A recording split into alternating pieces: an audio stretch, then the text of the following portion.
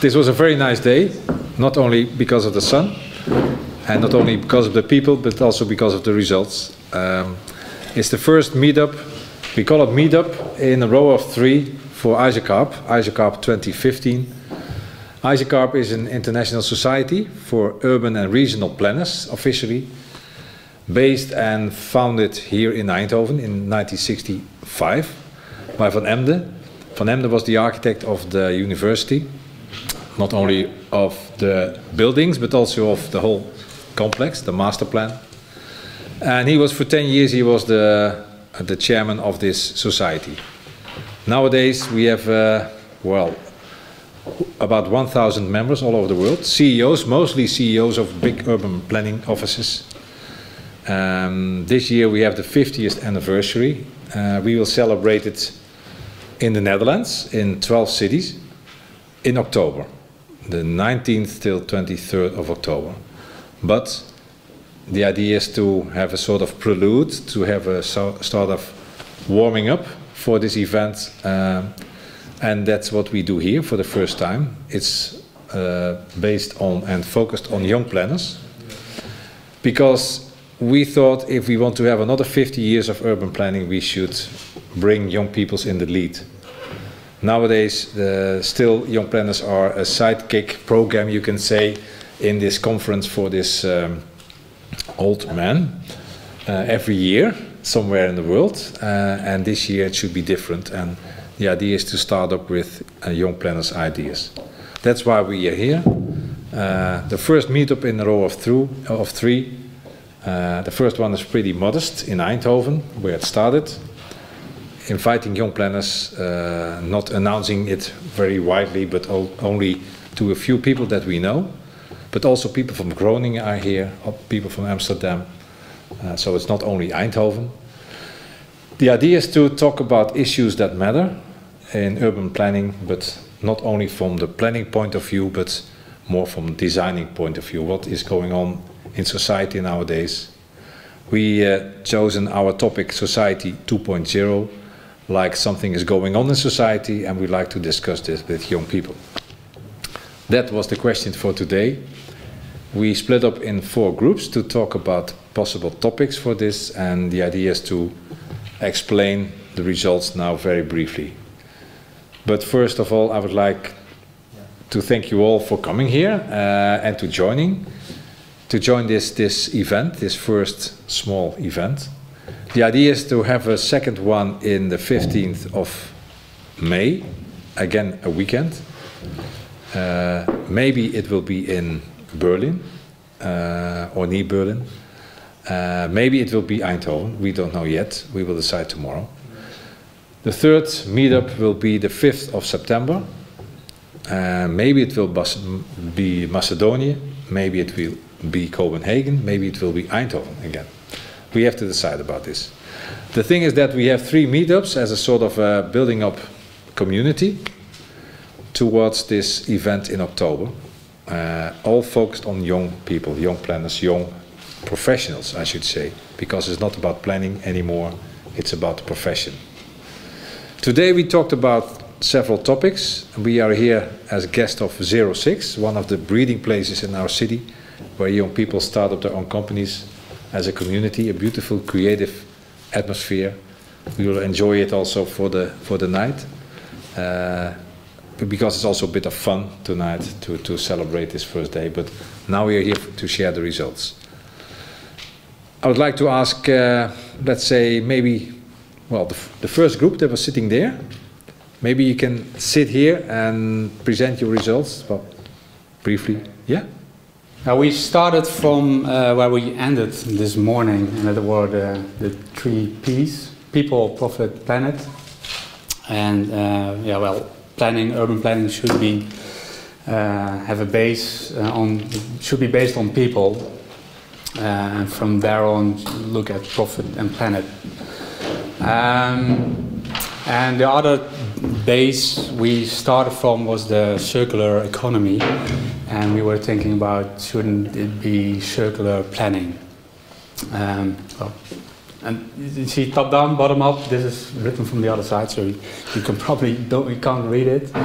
But it's like, well, go back to the planning, it should be a circular planning from 3 groups of people. Like the first group are the decisions makers, that's the government, but also like industries, which like the sugar industry, which is very powerful, or the energy industry, which is very powerful. But their power is just collapsing right now because of the participating community and people growing their own vegetables. So we don't want to be dependent on the food industry, for example. We're putting the solar cells on our roof because we don't want to be dependent on the energy industry. So their power is like collapsing. It will never fade away totally, because some things like infrastructure, that will be a part of top-down planning, which will be staying here. But of course, people have influence on infrastructure, like the highway structure around Eindhoven.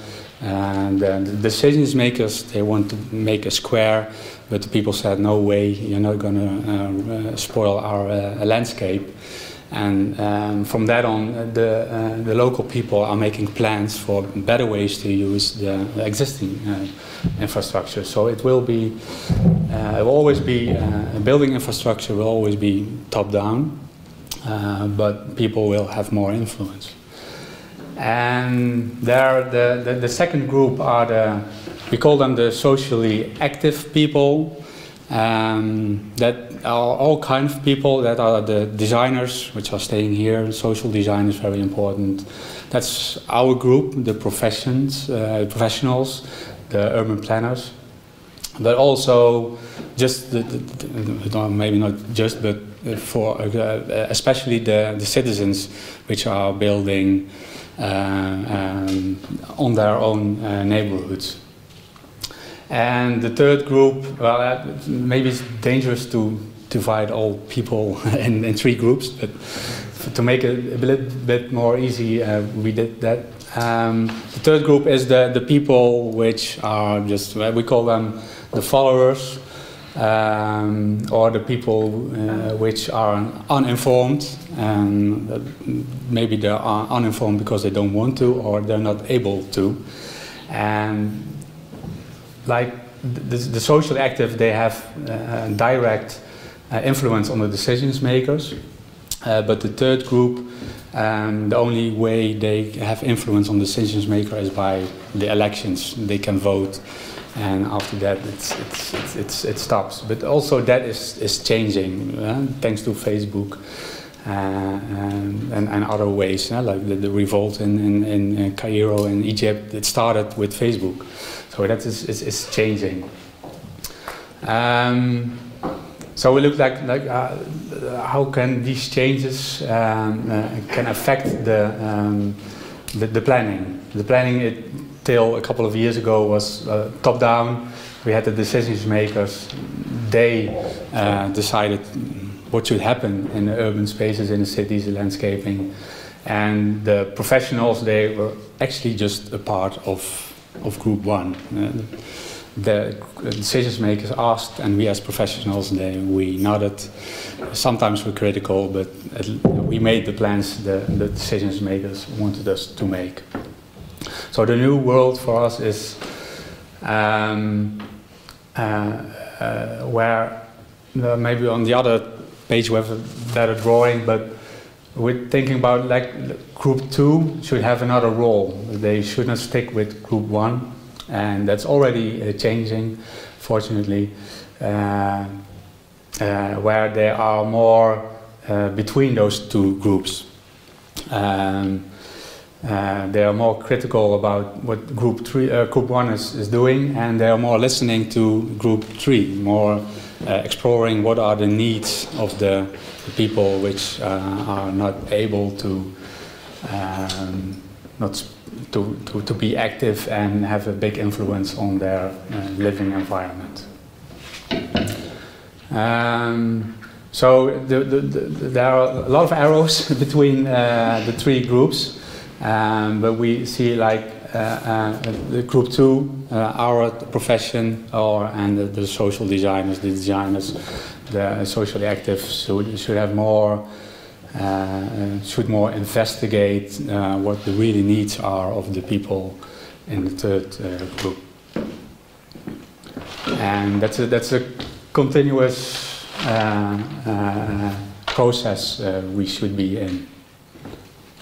I think, and it's like, as I said, like the group 1, the decision makers are still important. Like the decision to make this area a brainport area.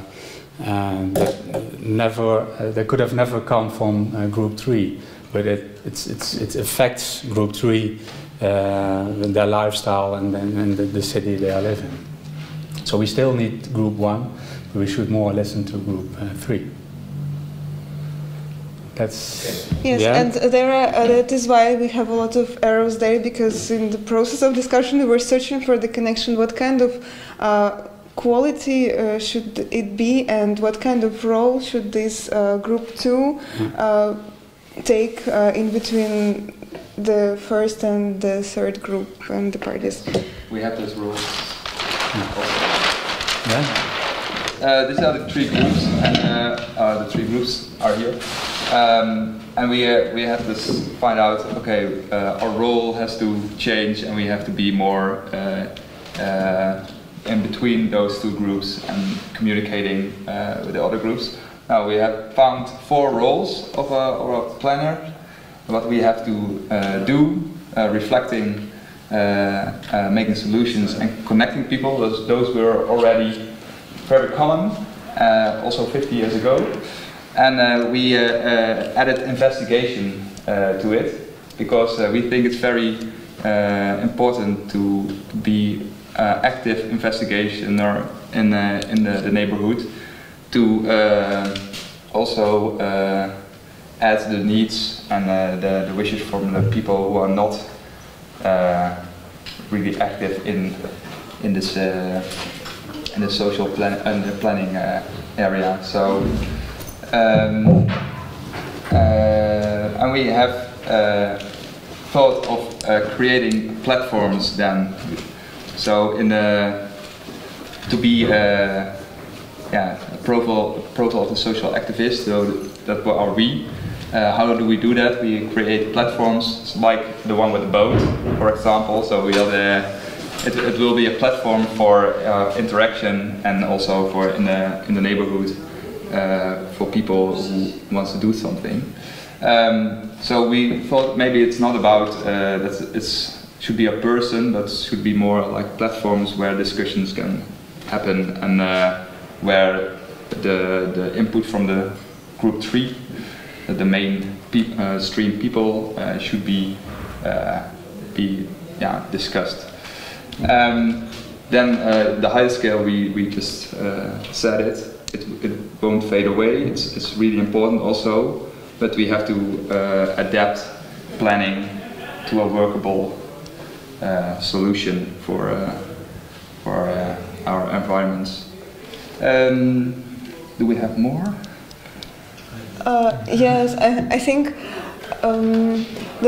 we came up with the idea. So as far as there is now this top-down planning approach, and there are these local initiatives, the bottom-up initiatives on the other hand. So we can now start the process of merging them together and transferring the top-down approach of planning into not the strict laws, but set of guidelines.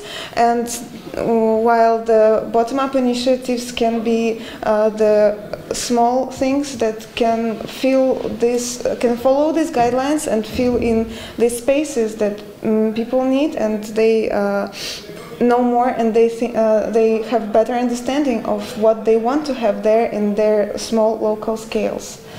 Yes, and according to this scheme, the platform, which is the result of group 2 work, it can be like the base where everyone can communicate, and it will recreate a missing connection between decision makers and people who are users of their neighborhood and their users of the cities.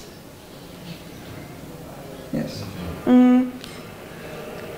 My own knowledge is limiting me in creating solutions, so this is another reason for having the platform. Instead of the urban planner as a person. Yeah. Okay. So platform is your solution. Yeah. Yeah, not a boat. And it can be everything, a platform. It can be a boat, it can be an area, it can be an internet. Virtual place. Yeah, it can be a Facebook page, it can be everything. Well, we create a virtual platform. Yeah. The new urban planner. Okay.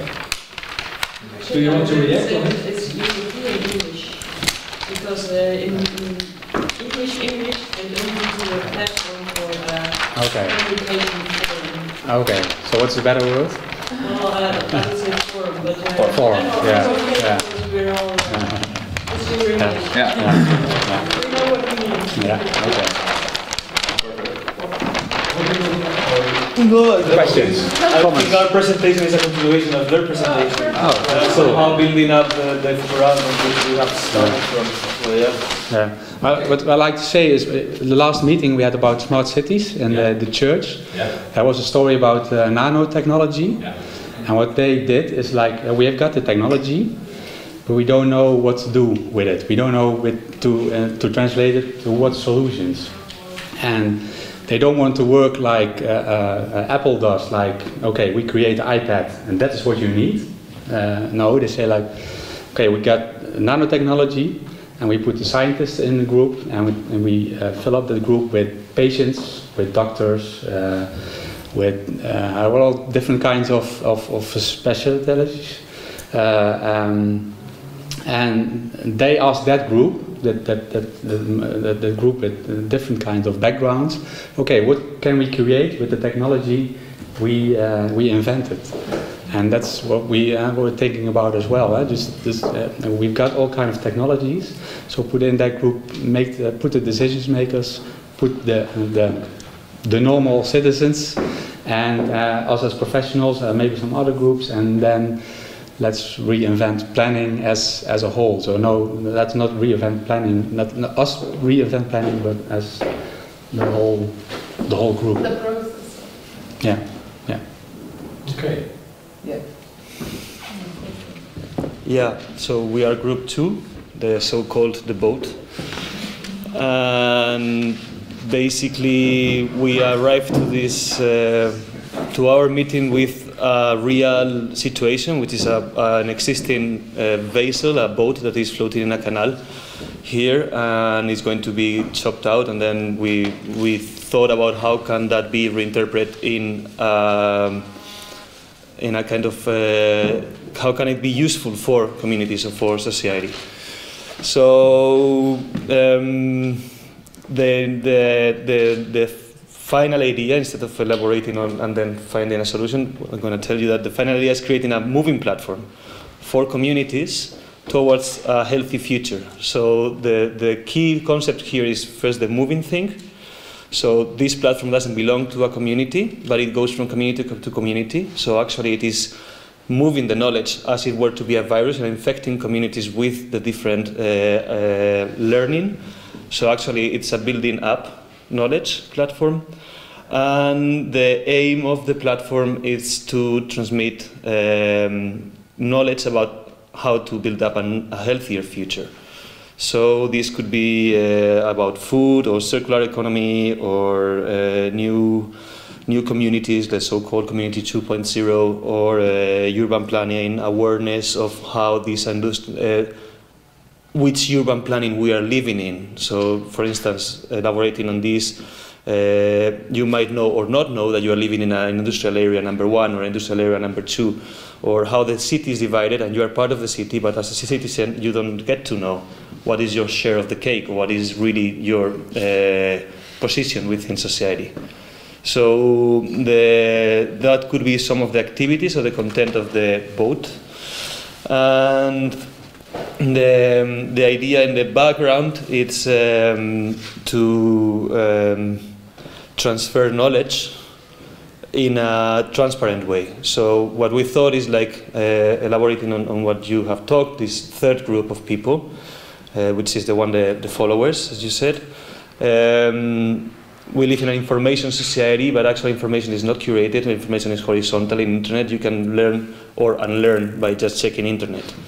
So if this knowledge is curated and there is some kind of decision on to what knowledge is useful for society, and if it's transmitted the right way, it can be useful for society. So for instance, we were talking about the residual excrements from human beings, and how that, if it is seen from the right perspective, can be a useful asset for a society. It is a source of phosphorus, it is a potential, how do you say, for growing plants, the compost, fertilizer, is a potential fertilizer. So all these examples, like even the most animal part of us, which is this processing of food and excrementing, if seen from the right communal society perspective and with feedback to society with the right knowledge, it can make a big change in society. So it's not about what we want society to perform, it's what society would perform if society would have the right knowledge. So what we propose is a moving platform that communicates and brings this knowledge door to door by also getting feedback from that interactions and bringing it to other communities and back again in the loop. That's more or less it. It's very clear. Platform of knowledge. Platform of knowledge. Not only platform, but platform of knowledge. A moving platform. Yeah. Yeah, a traveling troublemaker. Okay. Can I ask you? Yeah, of course, yeah. Where is the knowledge then? Is it in the head or is it Where is the knowledge? Yeah, in the platform. The knowledge is like matter. It doesn't create or destruct. It just transforms. No, the knowledge is there, and I mean knowledge is created and is developed by the first group, by the thinkers or developers. But then it has to be translated into the right way and communicated to society via lectures, workshops, or even we were thinking like sometimes you bring, let's say you bring a boat to a city, let's say Utrecht, the center of Utrecht, and you put the boat there and you say this boat is going to be 3 days here imparting knowledge. Nobody's going to go there. You have to find a way, but if you bring a boat with specific knowledge about human body reuse of our excrements, let's say, but you direct it the right way, so you address the creative community, you have a budget from the local council and you make an open call for creative input on that, for instance. And then you engage the creative community to make a plan for their own community with that knowledge that you are bringing them, this transparent knowledge which is communicated by some technician on it. But then you are giving the knowledge, addressing the right community to create an intervention in the right area, for their own area. So, yeah. Am I answering the question? Well, we still didn't work out a communication plan. Just curious.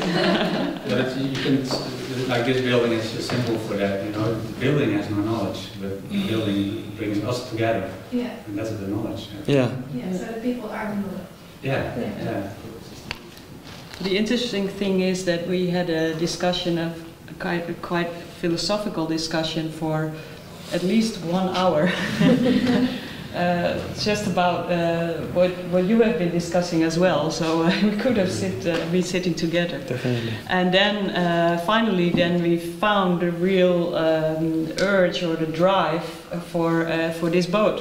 You know, the idea was already there. There was already also some sort of concept. But then we finally thought, yeah, okay, this is the real reason why we should be moving with the boat, and that's so specifically also the moving part is very important as well. Good. It's on me? Okay. So we first start with the profession, because well, we had like different discussions, and then at the end we were thinking, well, what's the main thing in our discussion? But I think we have found something, well, something in common at least. And well, first of our profession, we thought maybe it should be more about awareness. Because, well, what we did actually, we made plans, and well, it was basically quite top down. But we should know more about society, because society is changing. People are moving quickly. They know each other by the internet or know each other by different forms, but it's quite dynamic. And so we thought, well, we should know something more about people. That was the start, and that's why, well, what my thing, we should make it more female. So, well, I was the only guy in the group, but I stated the thing. Well, we have to well, as a planner, or maybe well, we didn't even know what we were.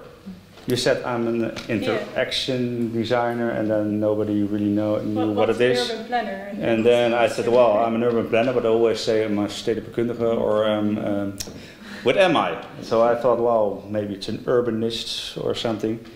The thing is, we have to know more about cities and do something with it.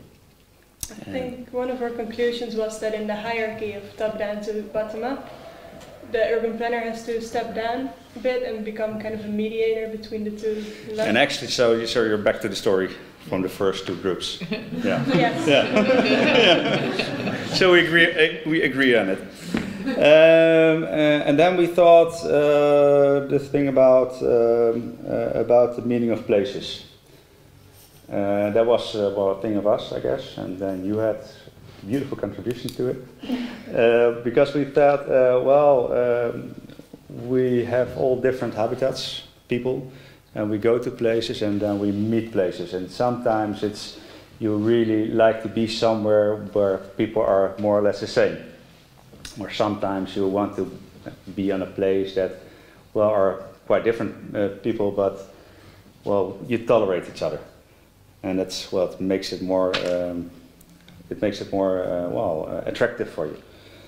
So we thought about what is a place, what is the identity of a place, and then we thought, well, maybe there are 3 dimensions to it in this age, because it's also quite dynamic. So first of all, we thought a place can be parallel, identity can be parallel. So like different groups. For instance, Turkish people, and then we had like the urban professionals, and they like to stick in each other's area, and because, well, they don't really interact, but they just like to be among each other, because it gives a certain atmosphere. And then we thought, well, there is a second dimension to it, and there can be a flexible identity.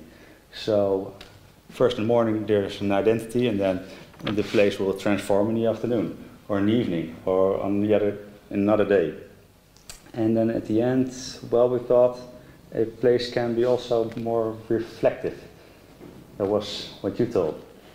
Because it's like, people meet each other and then they make a place, and so it becomes a different place and gets a different identity. So it was a social thought, and well, what do we do as urban planner, and do we do physical? And we thought, well, the physical thing about placemaking, it's well, a really main condition.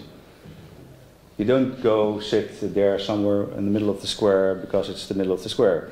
You like to sit like somewhere in the sun, or somewhere near a tree, or just a nice place.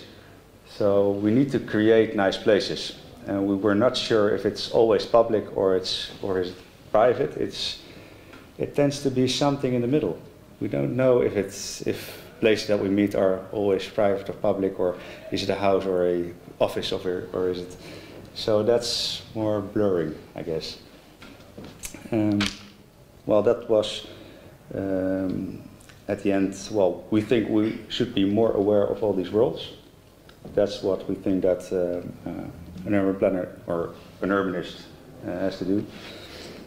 And for the next 50 years, for ISOCARP, we thought, well, ISOCARP, that's the International Society of Regional and City and Regional Planners. Yeah, so then we thought, well, maybe we have to rename it somehow because, well, we're in a different, well, we come in a different level. So that's what was our final thought, I guess. I hope you can add something to the story. I think the main kind of proposal for a subject for the conference in October was that we all have our own identity, and then we form groups with people in the city that share this identity with us. And then there's this whole like network of identities, and then at the end it creates the city identity. And how does that relate to the identity that is created by the city marketing? How do they fit together? And as an urban planner, where in this kind of network of identities do you step in and step out, and how do you deal with that, and how do the different identities relate to the physical space as well? So do certain identities feel more attracted to certain kind of buildings, or right? Yeah, true. So we think a city doesn't have one identity. A city has like multiple identities, and it's really, really dynamic. And we have to be really aware of it and make use of it and work on that. And facilitate it. Yes. Yeah. So there's still an urban planner, or it's developed into an urban follower? Well, that's a good one. Because we said basically two things. We have to work on our awareness. And it helps that we have the internet now. We have social media, so we can investigate the city in different ways than we did. But then we also said, well, we're also designers, so we have to think about reasonable solutions too. But I think this relates also to what we said about the relation bottom up and top down, and also this reflecting part of the identity is that also the profession is dynamic, that you move in between. You're not static in one place, and it's not just going one step down or one step up, but you kind of step into your helicopter and then you land again, and then this is how it's up and down. how you can become part of this organically developing city, I think. Yeah, true. But it's still about planning, let's say, because planning, it suggests that you are still planning something in advance, before, top down, but you are talking about... No, not really. I don't think so, because I think the word investigation that you mentioned, I liked also because it's part of that. You can when you're landing with your helicopter, you step on the ground and you start to investigate. Maybe you experiment, and then you can go up and see what you've found, and maybe plan for a certain moment from that. But I think this planning and following thing is as dynamic as. Or that's at least the way I see it. I think maybe it's not so much an urban planner, but a kind of identity supporter or something. Wow, really? Or sensor. Yeah, but also kind of facilitating, but not forcing facilitating, but supporting facilitating. Yeah. That's what I mean by changing our profession. I guess that's more because we are also here. For instance, we are not only state bouwers here. Different kind of professions are here, so that's what is changing too, I guess. When you are a sensor in society, you have to be capable and to have skills to be sensor. Yeah. And I guess a lot of people here are from different professions and different skills to be able to do this. So this becomes the International Society of Urban Sensors. Yes. But there's more. If you're sensing some transformation, you have to be able to translate it to actions. And I think sensors are important, but translate developments, but translating into actions is more important, and translating and bringing it together with knowledge. Okay. I think that's almost still too passive though. Like maybe you should already support it before it even exists, just to support new movements to come into existence, rather than just translating it. Driver. I think it's really good story, and you can, as an urban planner, you should capture the stories of the city. A place, its identity is because the stories are told about it, like Auschwitz. I've never been there, but I know the story, so I have an identity for me. So I think that's important to just capture stories of the past and maybe about the future. I guess it's also nice that why Pakka Zwijger is here, Green is here, because it's about city activists, let's say. That's a group or a national network of city activists. They are more or less the sensors in society, and this community wants to learn from this and to share the knowledge, let's say, to talk about share, and to learn from this and to translate it into new policy. That's why I'm very happy that you are city makers or New Netherlands is connected to this ISOCARP, because you could be the more organized bottom-up movement, level 3, as you talked about, the followers, to show the sensitivity in the cities, to know more about this bottom-up, let's say, but also bring it into a national level. So this ISOCARP meeting could be very important to connect level 1 and level 3, I guess. Well, we were talking about different levels, I guess. Yeah. That's why I think it was the other group. Yeah, but you looked at me. I like to connect the presentations to learn from it. Yeah. Because the goal of this is to have some topics for October 2050 to use from, at least from Eindhoven. And our theme is called Society 2.0. So, one of the 12 themes, one of the 12 participating cities. And we'd like to translate this idea of Society 2.0 into let's say 4, 5, 6 topics, and that's what we warmed up today to do this. Maybe the next meeting in 15th of May, we will be able to translate it more into more clear topics.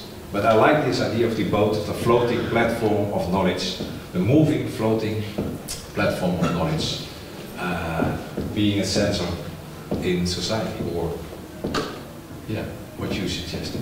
And the goal is to move from Eindhoven to Rotterdam in October. Yeah, that's a very nice idea. Start moving. Yeah. In the Netherlands, In that case, can we call it the Eindhoven? The Eindhoven, yeah. Put it next to the dear conference. Still, I'm wondering if you're all discussing this, that well, actually, it's more towards you, Kees, because you have been putting so much effort in this profession, also as an urban designer. Where is the design?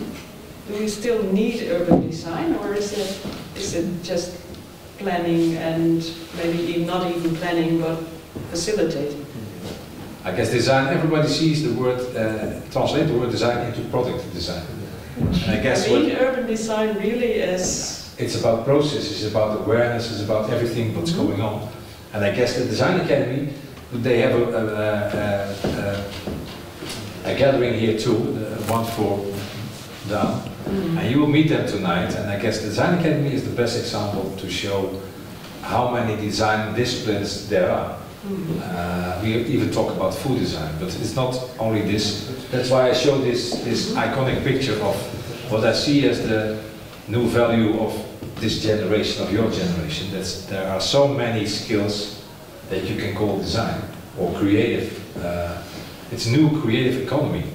That's what we try to use here.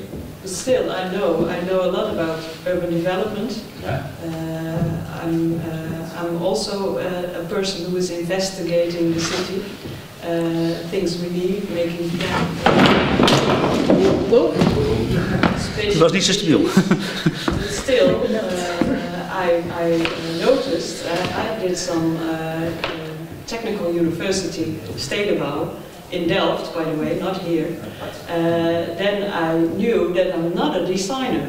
So I shouldn't actually pick up the pen and start designing because it's completely different from doing the investigation.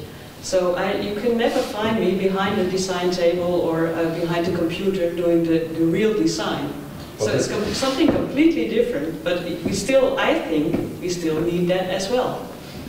Of course, it's but not that's why... blueprint thinking anymore, but I still think it's not only about the social investigation, but also True. design. I think, for me, like the most important is like to listen also as a designer, because we have the skill to put on paper the idea. That's the quality of a designer. But going through all this identity, this sharing, this movement, then you can also learn from each community and be able also to put on paper what it really needs. So all the ideas come from the community, and it's actually even easier for a designer because you are not on the white paper and just drawing something. You really come from like a certain list of people, of identity, and then something just come out. So you make it visible. Yeah. You make it real. Yeah. So it's also about analysis, I guess. Because designing is not the very end of the process; it's more the start of the process. Yeah. It's about analysis and being aware of changes, I guess, and that's about a certain sensitivity about all this. So. But I think it's even more than investigate or analyzing. Yeah. It's listening. That's really the most important thing, and that's also. Yeah, with what you are saying also with supporting identity, and I think it should be more sharing because the failure of cities that you have so much community that cannot fit together or cannot understand. So it's also our role, I think, or maybe another role, to kind of merge the identity to make them able to understand each other and then create something that can work together. So instead of us going through all this level of identity, it's like the people themselves, they should also go there, follow the same movements. Mm-hmm. So I think, now we shouldn't have those three categories. I don't know. It's maybe a bit topic. No, it's nice. It's also nice to talk about this word, let's say, because I see myself not as a designer, I see myself as a connection to connect these levels, let's say, and also aware, but also organizing these kind of processes like what we are doing today. It's also a creative process to bring people together, to connect people, and to talk about this, to learn from each other. But that's why it's also about a new form of education. It happened 40 years ago. We had this change in education, 68. May 68, a radical change in education, the start of the process process education. But now again, there is a sort of changing going on. It's not radical, it's quiet, smoothly, but it's not a revolution, but an evolution. But it's there for sure, and we are becoming aware of this change, and that's why I like to use this ISOCARP meeting to share this knowledge in this stage where we are. Because we can spread the news worldwide. A lot of people from all parts of the world will come here. And we are able to use modern technology to share these ideas of change. So that's why I still like to call myself a designer. Mm-hmm. I would like to emphasize, as you, as an urban planner, are able to design. I'm an urban historian, urban planning historian. I'm not able to design, so don't underestimate if you have the capacity to design. So to actually form all the information you've gathered from your investigation, etc., to give it an actual form. Maybe it's even a bench or somewhere at a square or something like that. It's a profession itself. So don't underestimate it if you have the ability and the capacity. It's a profession. It is, so sure. it's from me as a historian. I would like to emphasize that don't skip that if you go to the next 50 years of ISOCARP. Design is also a profession. But true. But I think it's important that more creations are felt that well, that the creation is a creation of the community. Okay? Like well, first the designer was well, in modernism, a designer draws whatever he thinks is good for society. That's modernism. And then you had like this designer type that, well, he thinks with the people. But I think that we maybe get in a stage that a designer is somebody that makes other people think. So that gives another opinion on the society, and then people get creative themselves.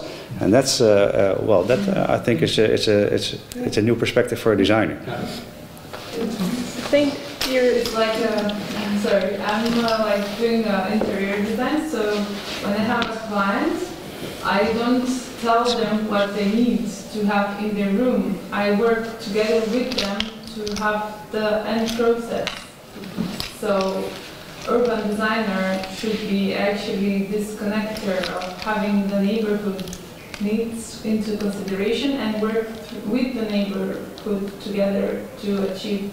It doesn't have to be a product always. It can be a place which will symbolize something. So at the end, the design can be a process design, not a product design. So. But it's true. Designers have the ability to combine things and make new ideas, and well, and that can really inspire other people. So I think that's the function of inspiration. That's really important for a designer. But you're talking two different things, because you're talking about designing a tool to give to people to be able to design, which is different to what you're talking.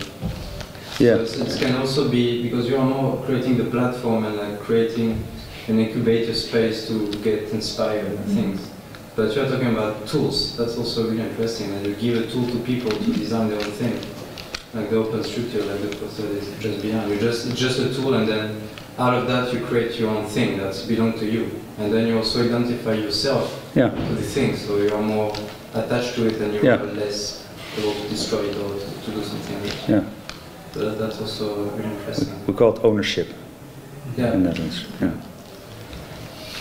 Mental ownership. So it's clear that never your final target is aesthetics. Mm-hmm. No, it's a process. It's running a process successfully. So that's clearly distinctive from architects, for instance. But I think aesthetics, for instance, now that you mention it, it's not only an added value, but it's also a language. I mean, through aesthetics you get to communicate things that otherwise without aesthetics you wouldn't capture the attention, or you wouldn't imprint an impression in some other person. So aesthetics is kind of like the language you write something into. So you need to know the language, and aesthetics is a common language because it's nature driven. So everybody understands or talks in the same language when we talk more or less about aesthetics, proportions, etc. So actually it's a skill. That's why the designer is somehow needed, because when we talk about a designer, we talk about a person that has a formation, has been educated into design, so have a background, have a knowledge, and have a know-how. And when that person, having all that, plus a research, plus an observation and a sensibility towards society, translates that into a system, an object, a tool, a process, is when that becomes useful. So it's a way, not a goal. It's a way. Aesthetics is a way to, and not a goal. Yeah, it's not a goal. Yeah. It can be a goal also. I mean, it's like when some people say, yeah, what is a picture, a painting on the wall, what is it for? Yeah, it has its own goal also. Yeah. But maybe as part of all these system processes, these new forms of design, because in the end, design is like the biggest intruder profession ever. It's just intruding into every other profession. It's going into health, it's going into food, it's going into, it's just, it exploded from its own core and it's kind of invading it. So it's professional intrusive, it's called. But in the end we are forgetting which is the main core of it. And then we say like, might it be aesthetics, might it be related to architecture? But architecture is not only about aesthetics, it's the most functional of all the professions probably. Because it creates structures, it creates how we live, how we inhabit, how we dwell into an artificial system that is man-created. Yeah, but we can also see that the architecture went too much into aesthetic, and now it become a big failure. Some of it, yeah. Yeah, that also aesthetic can be a part of, when you participate in something, you become aesthetic for you. So that's also another kind of aesthetic. If you build your own house, even if you don't have skill, you find it beautiful because you did it, so it's part of you. So that's another kind of, it's not the same aesthetic. But be careful with that also, because for instance, in the natural world, when you say something that is too aesthetic, let's say an orchidea, a flower that is impossibly aesthetic, you would say like, whoa, that's over the top. But no, it's attracting some specific things, and it's generating an ecosystem to function. So the same way you take the Bilbao Guggenheim, it's pure aesthetics. It's every year these titanium things are falling, and it's an engineered somehow failure, but somehow it attracted tourism, it created a lot of work to make it, it created a lot of job positions, it situated Bilbao into a cultural environment. So it's dedicated, maybe as a functional piece, maybe as a museum, or maybe as a shelter, maybe as an architectural piece, is not that good. But it has generated, it has put that city and that entity, the Guggenheim Museum in Bilbao, into a global context. It worked one case on 100, because they tried to make the Bilbao thing somewhere else, elsewhere, it didn't work. So that's also... Not always works, yeah. But you're right, it's some kind of, there's some... That's called natural selection. But that is, I think, why you are saying, if you follow, if you're also very, you give the process a very important part, then you find within this process whether it should be this or it should be something totally different. Then it's not just natural selection. You find out throughout the process whether this is in place or not, I think. So for me also designership is first, I mean, it's a tool in the backpack, and then it's at first it is designing the process, and then it can be a tool for something that you find out that you need, a product or not. So, and then maybe in this second form the aesthetics are becoming more important. But to be honest, it's really when I was working at a provincial government as a spatial quality officer. I was working in villages for new building, new dwellings, new. Well, sometimes just 20 houses or something like that. And then I wasn't able to find urban designers from outside to fill this need. And I found it with the landscape architects. So the landscapers were more like, they had a lot of knowledge on landscape and background, cultural heritage background, and they were really able to attract, to make well, maybe sexiness, to attract people to a new plan, and to convince them with form as well. So, and that was what I couldn't find with urban designers. It was all landscape designers who did this. Different language. Yeah, yeah, and also to attract people towards aesthetics, by the way. So it was really like but also making certain choices on what kind of tree are you planting, or do you plant all these kind of items, so foreign like conifer and I don't know the English word for it, but all kind of weird plants you don't have normally in these areas. So it was a lot of knowledge, but also aesthetics, which attracted people to new plants and really involved them as well. So it was also, like you suggested, you were actually supporting by designing also a new way of thinking. You're also involving them, the local people. And that was really the third layer of people we were talking about. So, yeah. So that's why I would like to say, well, just don't throw it away. The social part is very important, but don't forget aesthetics as a way to involve people, to attach them to you. Okay. Everybody's a bit tired, I guess. Yeah.